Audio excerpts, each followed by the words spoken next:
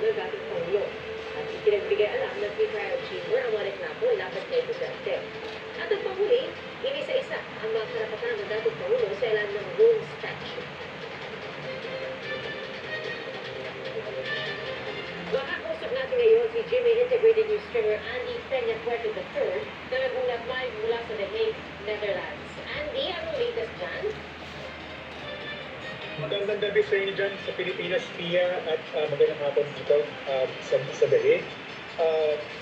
Nagsimula ang first appearance ng dating Pangulong Rodrigo Duterte 2:34 p.m. dito at matapos 2:59 ng hapon.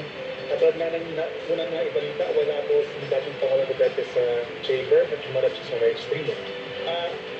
At tulad din po ng ating naibalita, binasa na mga buo ang kasong isinagkalaban kay dating Pangulong Duterte.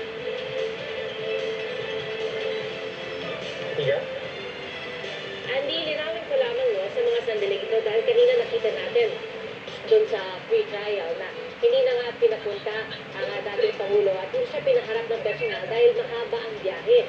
Ilang minuto ba ang biyahe at ano yung sinasabi nilang time difference sa Andy mula sa kinalalagyan ng Pangulo at dito sa kung nasaan yung ICC? Ang ICC, ang detention center kung nasaan ngayon sa dating Pangulong Duterte ay 1.4 kilometers away mula sa ating kinatatayuan dito at kung magtatapos sila at pumunta sa sasakyan, ito